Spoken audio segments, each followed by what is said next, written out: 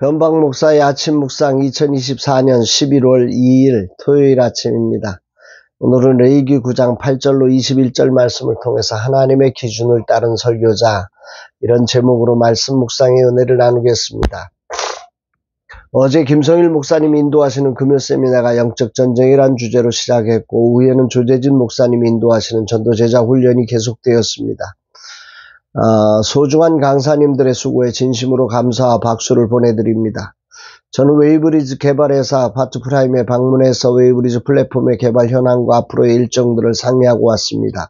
모든 일정에 주님의 인도하심과 은혜 베푸심이 있기를 기도합니다. 이제 웨이브리즈 플랫폼에 들어갈 콘텐츠에 집중해야 할 지점입니다. 11월 신방이 끝나면 이젠 플랫폼에 관련된 사람들을 만나는 일에 집중해야 합니다. 주님 인도하옵소서. 주님의 때가 결코 늦지 않음을 고백하며 마지막까지 조급함 버리고 순종하렵니다. 주일을 준비하는 날입니다. 예전 토요일이면 나는 초긴장 상태가 되어 말씀을 준비했습니다. 지금은 예전처럼 말씀을 초긴장의 상태로 준비하지 않습니다. 물론 여전히 긴장하지만 예전과는 완전히 다른 모습입니다. 무엇이 더 좋은 것인지를 솔직히 평가할 수는 없습니다. 오늘 주님이 기뻐하시는 모습으로 서는 날 되기를 기도합니다.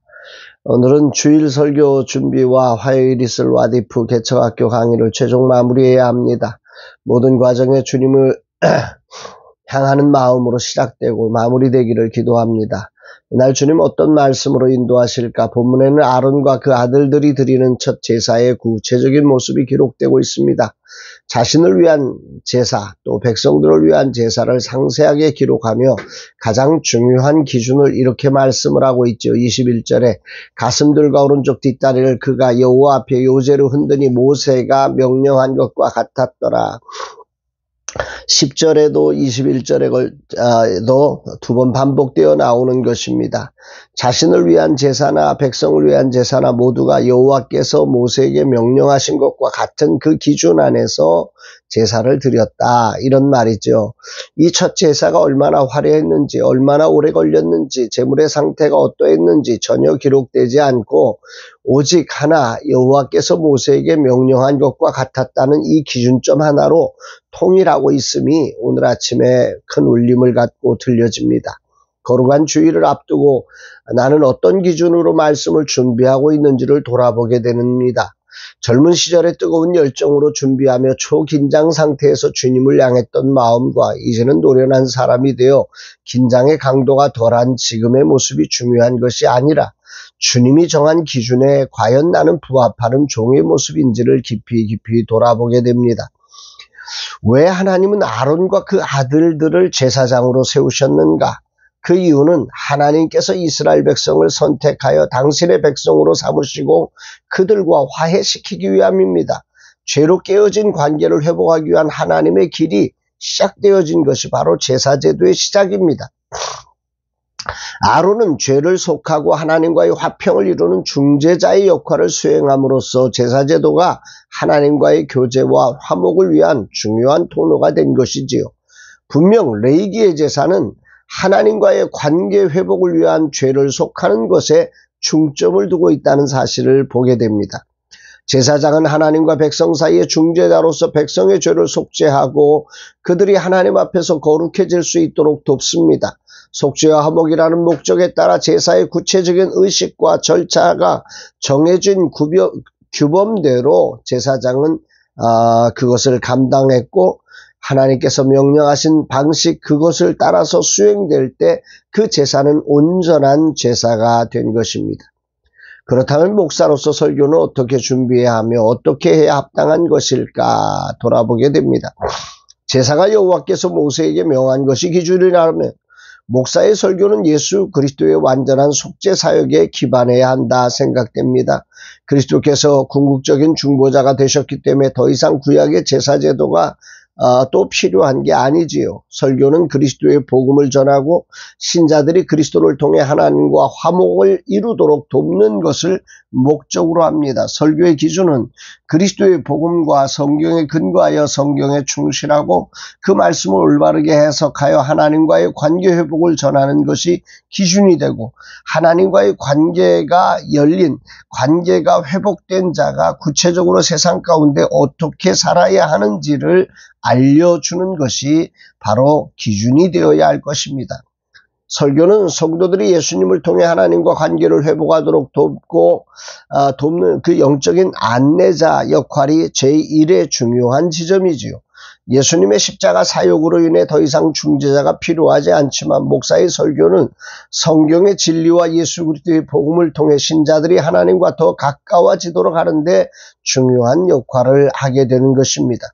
구약의 제사장이 중재자의 역할을 하였다면, 오늘 설교자의 역할은 중재자 대신 예수 그리스도께로 인도하는 안내자 역할이어야 할 것입니다. 오늘 설교자로 서기 위해 준비하는 시간, 성경이란 기준에 충실하고 진정한 중재자이신 예수 그리스도께로 친절하게 자세하게 인도하는, 주님께로 인도하는 설교자의 소명을 감당하여 여호와께서 명령하신 것과 같았다는 소리를 듣는 목사가 되고 싶습니다. 바울이 디모데에게 감옥에서 전한 말씀이 생각납니다. 디모데후서 3장 14절로 16절처럼 세상이 어떤 상황이든 성경이 하나님의 사람으로 온전하게 하며 모든 선한 일을 행할 능력을 갖추게 하려 함이라고, 그 하나님의 말씀을 신뢰하고 겸손히 말씀을 가감하지 않고 충실하게 해석하는 그런 목사가 되기를 소망합니다. 아울러 성경은 성령의 감동으로 된 것이기에 사사로이 풀 수 있는 것이 아닙니다. 성령의 조명 속에서만 해석될 수 있음을 기억하며 겸손히 성령의 도우심과 감동케 하심을 구하며 준비하고 전하는 자가 되어야 합니다. 그리고 오직 인간의 자랑이 아니라 하나님의 영광과 영혼의 구원과 공동체의 성장을 위하는 아버지의 마음을 담아 전하는 목사가 되고 싶습니다. 혈기가 아닌 사랑으로 정말 이 거룩한 복음을 증거하는 자 되기를 기도합니다.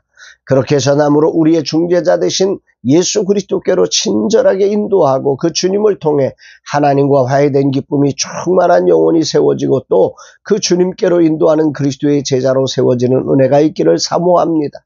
미련하고 실수투성이로 사는 저를 100% 전적인 은혜로 나의 어머니를 보내셔서 주님께로 안내하시고, 그 이후에도 많은 안내자를 통해 주님 앞에 서게 하셔서 오늘에 이르게 하신 하나님의 은혜를 찬양하고 감사하며 겸손히 기도합니다.